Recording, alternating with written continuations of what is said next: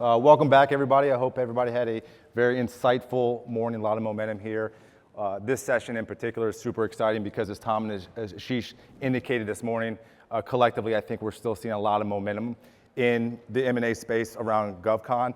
Just to set some context, we're here to unpack some of the key themes that we're seeing around integration, around valuation, how deal structures are evolving, and really as we think about both strategic and PE players on both sides of the fence. I will say we will take some questions at the end, so if you have questions during the session, please jot those down. I'm going to save 5 to 10 minutes to take questions. So with that, I'll start with Austin, and we'll go down the line to introduce our panelists. Yeah, Austin Pace. Good morning, everyone. Managing Director and co-founder of Tidelock Partners. We're a boutique M&A advisory firm based in Old Town Alexandria.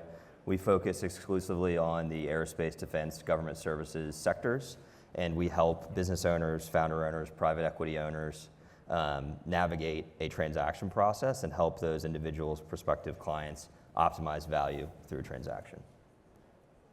I'm Kevin Flannery. I'm a partner at RSM. We are the leading advisor to the middle market, certainly focused on financial accounting and also technology, data advisory, and other processes as we evolve here in this changing world. But certainly in this market around DC, we're super focused on where the intersection of technology and government contracting come together. So excited to get in front of you guys today. Jongbloed. Good morning, everyone. I'm a corporate shareholder at Greenberg Traurig, based in Tyson's Corner, with a focus in GovCon and defense tech M&A. And just wanted to thank Billy and the TechnoMile team for having me. Great. Hello, everybody. Shah. I am an unemployed executive. Don't have the same profile, but no, I was the chief operating officer of Octo, helped Mayhul start the business, and eventually took it to private equity and then supported a number of acquisitions until the IBM acquisition, and I've been enjoying the last roughly 2 years, spending time with the family and playing golf and hanging out. So, but excited to be here and supporting TechnoMile. I've been on the board for the last 2 years and excited to participate. Awesome. Welcome, everyone. And for those who may be wondering, Jay and I do shop at the same store, as you can tell by our jackets. We're going to ask who wore it better at the end. Yeah. All right, so let's jump into it. Let's talk valuation drivers. And also, I think what I'd like to do is start with you and kind of work down maybe the most influential valuation drivers that you're seeing now and maybe how that's changed over the last 12, 18 months, Doge aside, et cetera. Let's start with you. Yeah, so when we meet with clients, we talk about enterprise value and valuation in general through a lot of different attributes. Basically any company attribute you can think of, how much full and open versus small business content you have, prime versus sub mix, your margin profile, what type of customers you're supporting, what type of capabilities that you're delivering. All of those sort of amalgamate into how a buyer in the market thinks about value. And it's generally not binary. There's a lot of nuance to those rules of thumb, and certainly they come in a lot of different flavors. I think when we think about value, if you are a prime, full and open business, you have robust margins and you're supporting highly coveted customers and you're delivering really high-end technical capabilities, like that is a recipe for an elite outcome. Like Jay can speak to that in a lot of detail because that was the business that he helped build with Octo. When we think about valuation drivers, generally the most steadfast probably attribute that we can think of is your full and open content or your set-aside content. So 2 businesses, very similar profile, one that has 0% full and open, one that has even 50% plus full and open, they're going to get drastically different outcomes. So the full and open business, of course, is going to get a better outcome. That being said, like that is a steadfast rule. Some of the rules to the valuation framework have changed quite a bit.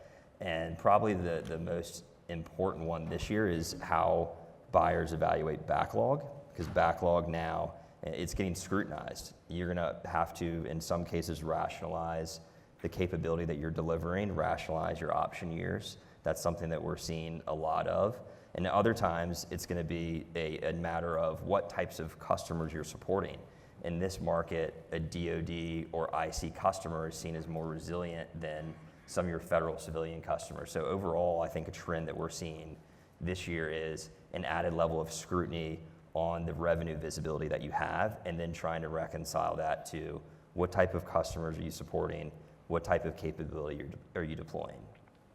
Jay, you want to add to that? Yeah, no, all great insights. I think from my point of view, a couple other things that are shaping valuations differently. I think there was at one point in time a lot of valuation associated with vehicles. I think there was a perception that if I didn't have an Alliant 2 vehicle or a SP3 or SP4 asset, that was going to be sort of a major barrier to growth. I think there's still a bit of uncertainty on kind of where the future of GWACs will be.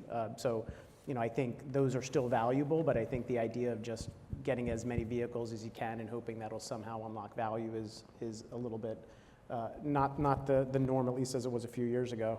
And of course, IP-enabled services. I mean, I think we were very fortunate, Octo, to be at a time where we could integrate kind of the IP story well into our services story. I think traditional services businesses are a lot harder to value or exit. So really focusing on, and everyone says capability differentiation, but it can't be vaporware, it can't be slides. I think in the past it was a lot easier to tell a story about IP that didn't have proof points. And so if you're running a business, as much as you want to win massive new deals with new IP, get your IP integrated in your existing programs to get those base hits, that's collectively value generating as well. Maybe deal structures, right? So we hear a lot about certain things as earnouts and rollovers, minority investments. Lawson, I'll come back to you here on how to manage risk and unlock value and what you guys are seeing now from just a deal structure perspective. I would start by saying that when we meet with clients, one of the first things we always talk about is, what is their idea of success? What does a successful transaction look like to them? And that really comes down to personal objectives and what the shareholders and the founder owners want out of a deal. And the reason why we start with that is it will inform our approach as your advisor in taking you through a sales process. So, you have different goals ranging from, I want to take a step back, I want to move on to my next phase of my career, whether that be, go sit on a beach, go play golf, what have you. And then you have on the other side of the spectrum, you have a founder owner that has gotten to that classic inflection point where they decide, I need a partner to help me accelerate my growth objectives and take me to the next level. Depending on where you are on that spectrum, that can inform who your right buyer type is, and then the type of process you run. And then in addition to that, what the structure looks like. If you're doubling down, generally, you're going to be taking a little bit more rollover equity. If you're selling to a strategic, that is a recipe for a quicker step back and probably what we characterize as a cleaner deal, meaning more cash at close. What we have seen in this market, and it's been, I would say, an added element of pretty much every deal we see right now, is the concept of structure. And when you hear structure, you can think earn-out or contingent consideration. And that's really the utilization of earn-outs is generally a way to try to balance risk profiles across a seller or a buyer. And in this market, because there's just more inherent risk in the work and the customers and contracts that are being supported, generally speaking, in this market, we're seeing earn-outs be utilized way more. And that's generally a way to try to balance the risk profile, but also to get the valuation paradigm in a way where the sellers still have a palatable transaction. If you have a deal that was trading for 10 times cash at close, 2 years ago, that might be a deal that is now 6 times at close, with the balance being contingent and an earn-out. So that's something that we're going to be seeing for the foreseeable future as well. Any differences, John, from your perspective on strategics versus PE as we think about deal structures? Yeah, I mean the biggest difference there that we see is the rollover, right? The prevalence on the PE side is almost, I don't think I've done a PE deal without it, and so it just adds a little bit to the complexity of the deal. But usually, especially if it's a competitive auction process, the sellers are choosing that buyer for that ongoing relationship, and to have that, colloquially, second bite of the apple, second exit, whatever you want to call it. But the biggest thing, kind of just to add to what Austin said, is the uptick in earnouts, the uptick in minority investments, where you'd see someone maybe typically have an opportunity to sell for the multiple that they would have gotten in 21, 22, and they're just not there. So they're taking some capital now to maybe take some money off the table or really just expedite that growth process. And then in terms of the earnout specifically, not only are we seeing more, but we're seeing them be very creative around contract awards, employee retention, other growth metrics, all stuff as an M&A lawyer you want to avoid because it's ripe for disputes and litigation. But that's kind of the biggest change we've seen this year. And maybe what about regulatory risk, right? So obviously that's a major concern in this space, probably more so than other verticals. But what kind of like compliance or regulatory hurdles are you seeing, and how can teams get ahead of that in the diligence process? Yeah, so we're seeing some increased scrutiny in certain areas, ITAR, CFIUS, things like that. But the biggest obstacle, right, is the uncertainty. You have a government that day to day, you don't know what they're doing. Sometimes maybe they don't know what they're doing, and you are just kind of all speculating the impact it will have on the transaction. So what that really means day to day is people are digging in much deeper on certain regulatory aspects, even pre-LOI, but certainly pre-close. And if there's any uncertainties that the buyer can't get comfortable with, then you see certain things that maybe would just be cash at close, be kicked to an earn-out and things like that. Are you seeing sellers being a little more proactive now in that regard about bringing in a third party to help assess risk around ITAR, CMMC, all those things? Absolutely, yeah. I mean, some of these regulations, especially as they change, I mean, you have the FAR 2.0 coming out, you have the SBA rule changes coming into effect in January, the CMMC stuff. All of this is just, it's really hard to understand. It's complex, it's nuanced, and so we've seen more questions be asked of us, and specifically our GovCon Regulatory Council, but also other third-party advisors as well, just to try to get people to really understand what it means, what the companies should be doing, what they should be doing, and what they actually need to do in order to get a deal done, and just kind of getting a grasp of what does the buyer actually want to see, and hey, let me get ahead of that a couple months before I go to auction, so I'm not running around trying to figure it out while you're actually trying to sell the company. Kevin, anything to add? Bill, I was going to say, one perspective on CMMC specifically that we see just from our enterprise view is, a couple of years ago, since that goal line kind of kept moving and kind of kept on getting kicked down the road, we did not get a lot of questions when we were going through either buy-side diligence or sell-side diligence. What I can tell you this year is that tune has certainly changed, whether it's questions around, we get a mixed bag, right? What is CMMC? That's a red flag. When is it effective? Do we need to get a gap assessment done? Do we need somebody to help us get certified? Do we need everything done, right? We see a very mixed bag right now, but the change in the tune and the temperature in the room has certainly changed given that we now have a little bit of finality in sight. Yeah. All right, so we got the valuation done, right? We have the deal structure. We mitigated all of our risk.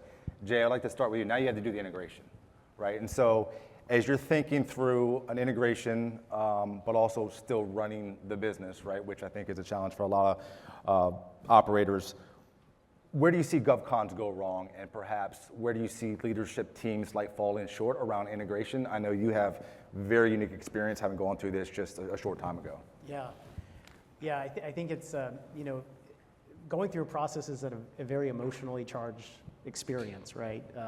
And so I think for a lot of companies, a lot of owners, they get through the end of the process and they have this big sigh of relief and they should celebrate this huge accomplishment, and then they realize there's a heck of a lot more that you need to do to support. Now in this case, if they're a tuck into a strategic or if they're a new platform for private equity. And so I think the things I've observed with integration is there's sort of this balance between speed, because in some cases there's this philosophy of let's rip the Band-Aid, let's move very quickly. In some cases there's the other end of the spectrum, which is let's do no harm, let's keep things separate. And at the end of the day, the advice that I'd give for anyone doing integration is you can't forget you're in the people business. And at the end of the day, no matter what legalese you have or incentive programs or equity structures, winning hearts and minds is an incredibly important part of integration. I think it's an important part of running a business, right? If you can't convince people that this is a special place to be and that you need them to keep running the sprint that they've been running when you were a small business to a mid-size to this point, you're going to lose that energy and momentum, which was what was valued. And so I'd say some of the, focusing on the people side, making sure people understand, they still have a seat on the bus, that they're part of this journey. And the challenge with that is, and again, in a lot of cases, when you're acquired, and yes, there's structure and other things maybe in your deal, that acquiring entity wants to make sure you're hitting your revenue targets, your EBITDA, like that's what they're buying. So there's this part of it that says, we'll leave you alone, just keep doing what you're doing. But recognize that you just told your whole company, this is a magical thing we did. We sold our business, and this is why it's going to be amazing. But by the way, for the next year, just like go focus on your business. Don't worry. Those are missed opportunities. So I think looking for opportunities to cross-sell very quickly is a very good way to ensure integration success. Find 3 to 5 deals that have capabilities from both companies where you're now getting account owners and business owners working together. Obviously, when you do that, you create distraction, which is ultimately with integrations, they want to avoid distraction. So I'd say the second part of that is you get a lot more value of bringing the businesses together. But yes, you're going to have to hedge your risks. You might need to bring in some consultants, some BD consultants, some capture consultants to keep an eye on your existing pipelines, because you also can't control turnover, right? Those are all things that drive risk. So, winning hearts and minds, reminding folks that there's an exciting journey for them beyond what just happened. Unlocking the value of the integration and those synergies, I think, are incredibly valuable. But understanding that creates distraction, so you need to have sort of plan Bs, and that could be third-party consultants, things like that. Right. Austin, you had an interesting perspective on, key personnel and kind of retaining those folks, et cetera, from an execution perspective. You and I spoke a couple of weeks ago. I thought that was interesting because I think that's often maybe forgotten or overlooked in the integration process. Maybe dig into that a little bit. Yeah, I mean, as Jay mentioned, like these businesses and these transactions are very people-centric. So it's important when you're going through a transaction, whether it's on the sell side or whether you're acquiring a business, that you identify those people that are key to the business operationally, and that you have plans to incentivize them. We often see, as a business owner, you want to keep the proverbial tent of people that know about the transaction as small as possible. And oftentimes that can become, a recipe for some challenges down the road if you're not being open and transparent with your key people about, 1, a transaction taking place, but also 2, understanding where they fit in the company post-transaction. Ultimately, again, going back to the structure element of this, you're incentivized as a seller to make sure your people are with you after the deal. So that's something that we think, whether you're on the sell side or buy side, is absolutely critical. I would say the other thing, just as a guiding principle, that usually surprises in an M&A context are generally not good surprises. They're generally bad. So the school of thought of not really telling people until you're in a town hall day 1 of the deal, like that also doesn't lead to a lot of success. We often see times where it's a staggered approach to bring more people into the fold and get people excited about it. And the most astute buyers, they're very well choreographed on messaging why the transaction is going to be an important part of the growth of the business, why it will be important for people personally, and then understanding where they fit into the organization. Frequently asked questions. Generally speaking, when we work on deals with sellers, we implore and then force basically the buyers to give us understanding of, what are the benefits going to look like? Are you going to change the benefits? If you are, when are you going to do it? Understanding all of those questions so that when the deal gets announced on day 1, our clients can then go to their team, hand over heart, and explain to them what it means for them personally.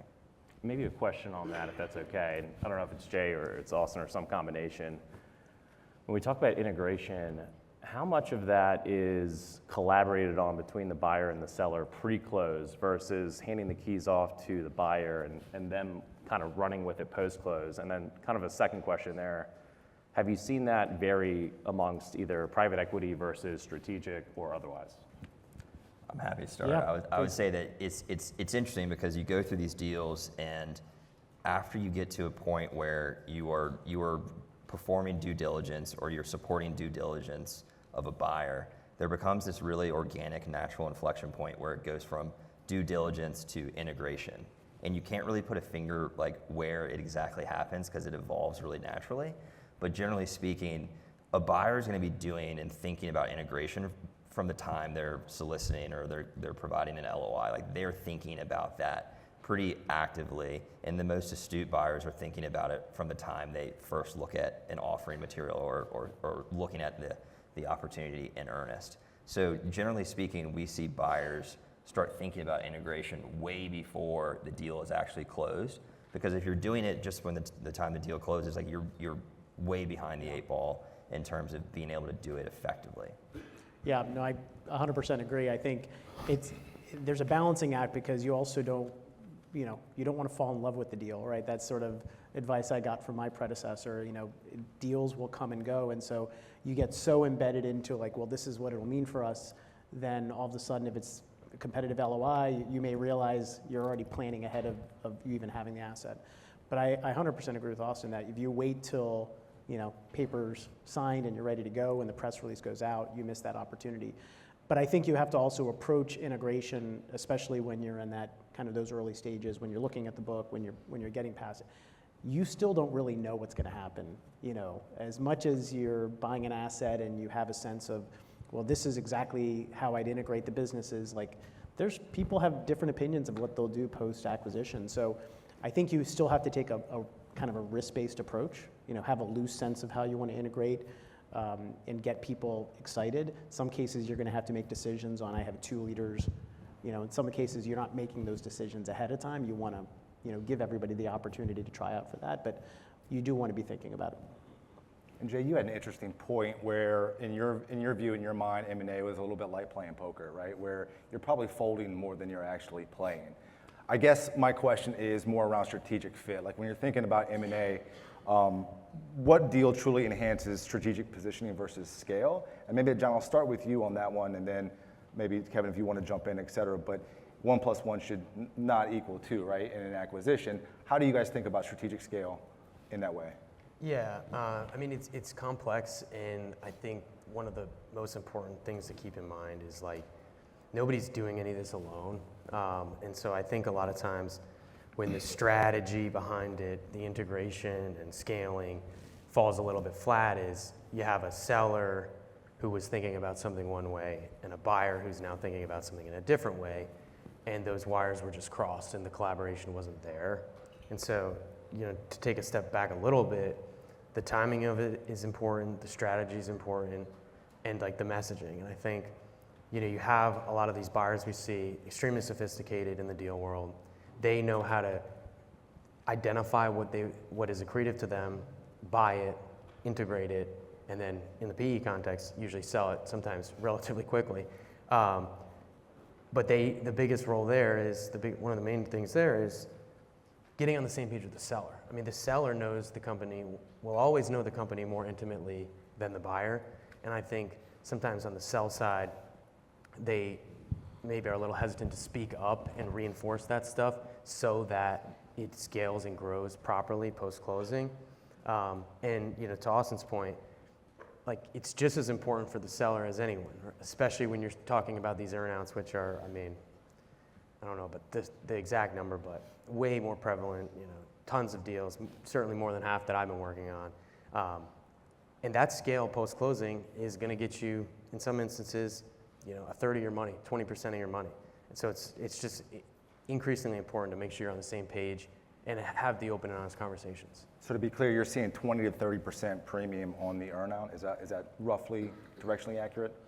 Well, I just mean in terms of like deal prevalence. Right. So I'll see it in at least 20 to 30% more deals now than I had in Right, 22, 21. Yeah. Okay.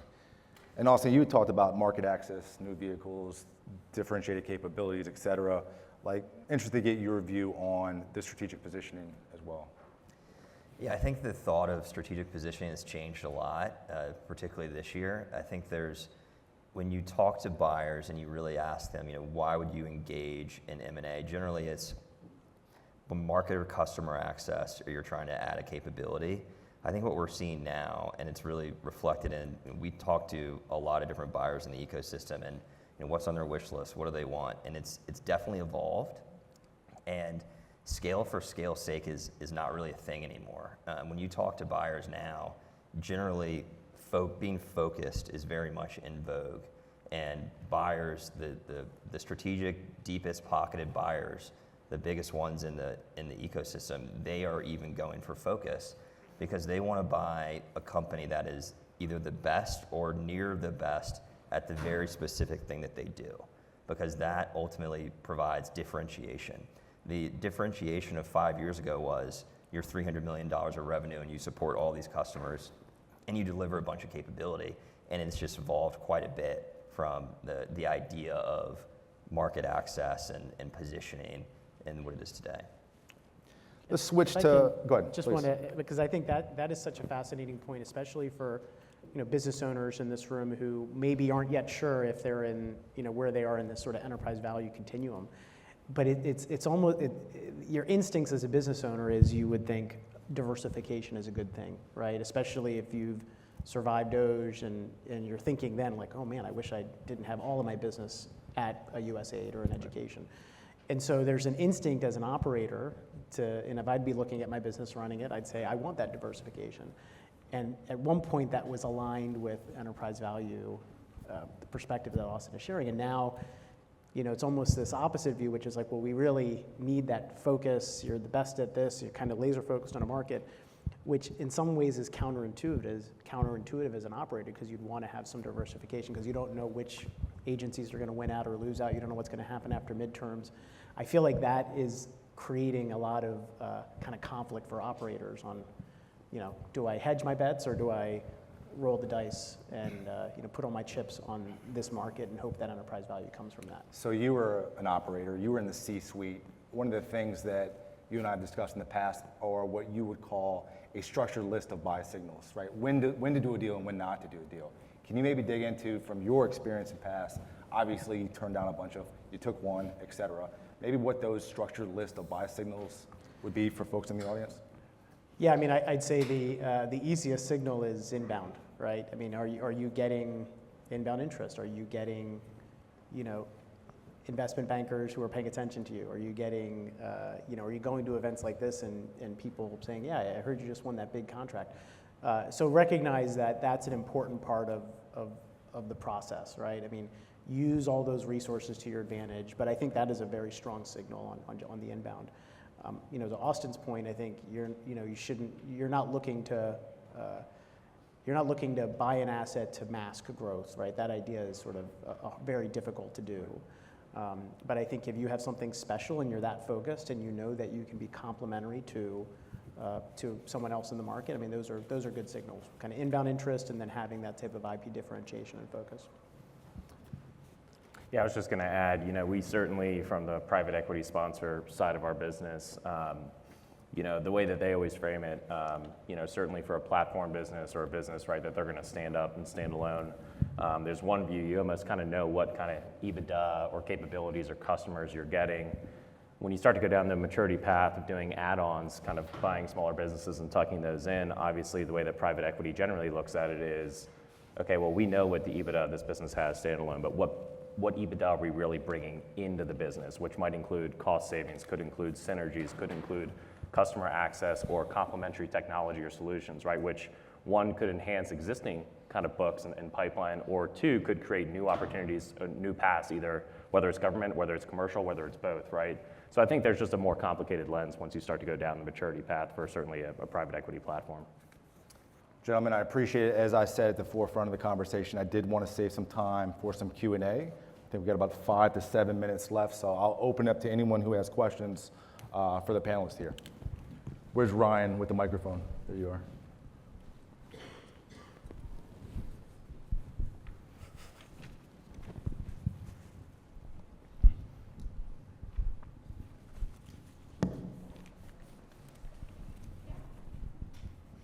Thank you. Hello, my name is Mariana. I work for Abacus Strategy, and I wanted to ask you about the full acquisition process. When you're observing flags for leadership traits in the owners, what are you looking for? What are those flags and those traits that you say, oh, this has more chances to succeed when looking at the leadership traits of the owners and the people in those companies? Thank you. Yeah, I'll happy to take a first crack at that. Well, so I think the first question is really, and this is a hard conversation to have, is what is really the owner's expectation of their continued role, right? I think in a lot of cases, a lot of owner entrepreneurs convince themselves like, I'm the guy or the gal to keep running this business. So I think question one is a real honest conversation on, you just sold your business, maybe it's a tuck-in, or you just sold your business, it's a platform, and understanding your own competency and capacity to do what is needed to be next. So assuming that they have that conviction that that's what they want to do, then I think the biggest trait for me is going to be, are they open to being coached and having feedback? It's a very different job running your own business than it is actually having to acquire and love all of your children evenly when you have 4 or 5 companies that are part of that. So are they coachable? Are they open to, inevitably a board structure will be created. Are they going to be open and receptive to that type of feedback? And I will say for a lot of business owners, they aren't, right? I mean, when you're a business owner and you're doing your thing and you've had the success growing from small to medium to large, you think you know everything from that lens of what you've done. But when you're in this space of working with PE and bankers and M&A, it's a whole different world. So that's at least a quality I'd look for. But Jay, it's also relevant, defer to you guys, but also relevant to consider the other side of that, right? It's a two-way street. Obviously, you're kind of going forward with a private equity sponsor or a new corporate, right? And you're kind of coming into a new culture, and a new leadership group. You might have new bosses, right? You have to do diligence going that direction as well, Absolutely. I assume. Yeah, 100%. Yeah, finding the right partner, and I think your instinct is like, the best partner is the one who writes me the biggest check, right? And not realizing that that partnership is absolutely key. We were very fortunate. Arlington Capital was great. PE was the ones we worked with, and they were very much invested in our success. And they play the long game. They know that if they invest in you as a leadership team, you're going to do your part to take care of the investment. But it is a two-way street for sure. I would add just 2 things to that. One is if you've done it before. So that's why private equity, they're going to hire and rehire people that have had a track record of success before. So that's one. I would say 2, when we evaluate teams, that's what we're evaluating. We're not evaluating a single individual. We're evaluating the team, the management team. So generally, a good indication of a CEO, perhaps, is the caliber of the people that he has put or she has put around them. So when we evaluate a management team, it's really about filling gaps. Do you have a CFO? Do you have a COO? Do you have all of the corporate functions of the organization invested in? And what type of team do you bring to the table when you go through an acquisition process? Yeah, that's a great point. Yeah, I also think it's worth noting, you want to make sure that there's a great team there, but you also want to minimize redundancies, right? So if you have some plans to put someone in a position that is extremely redundant of someone that's already on that existing management team, well, you better think that through, and you better make sure it works for everyone if you pull that person out. Because a lot of these management teams, they're like families, and they can get disrupted pretty easily. Yeah, great point. Any other questions in the audience? Hi, good morning. So with the in the FAR 2.0, the whole rewrite of the FAR, it seems to be driving changes in buying behaviors. Seems to be a lesser interest in butts and seats, traditional government contracting services, etc. So do you see all that driving a change in how that changes the valuation of companies providing solutions versus butts and seats, even if the EBITDA is higher? Do you see that trend happening? Yeah, so I'll just say one, full disclosure, not a GovCon regulatory lawyer. There's members of my team that would answer that much better than I can, but the biggest thing with this is the uncertainty of it, and it's when it's actually going to come into play, and what it's going to mean. I think, I wish I had a better answer for you, but really time will tell on that front. But in terms of the focus on the butts and seats versus the mission critical stuff, I mean, that has been a huge change we've seen starting a little bit before, but certainly brought to the forefront with Doge. And you can see it in the multiples and the valuations, right? The IT services companies are just not getting the multiples they used to. and everyone is trying to frame their technology, their product, their services, whatever it might be, as truly mission critical. And a lot of buyers can see through that if it's not important, truly. And then just to add to that a little bit, and it kind of goes back to what we're talking about with like the intentional diversification. You know, just because AI is a hot topic, you don't need to create some AI product if it's not going to be used in your contracts. You're taking hundreds of hours of your time and your employees' time to focus on something. You're not getting paid on your AI pet project that is not being used in your contract base. I think that's the key part, is that it's the technology-enabled solutions versus services versus even if you're selling a product or a software to a customer. That question was being asked 5 years ago, but it's almost, for an elite outcome, it's almost a prerequisite now that you have some sort of solution that you're either wrapping around your services or that you're deploying directly to the customer. And the key is, there's a difference between the pet project and if you have a lab, but you only have 2 people working in it and you've never deployed it at the customer site. That's pretty hard to argue and articulate to a buyer that you should get more value for it. However, if you're able to articulate and demonstrate that you've deployed a certain solution or offering on the customer or on your contract, and it's led to efficiencies, or it's led to some sort of stickiness, or it's led to a sole source contract, that's the type of differentiation that in this market gets buyers really excited. And with that, I believe we're right back on time, and lunch is next. So, gentlemen, really appreciate having you guys here today. Thank you.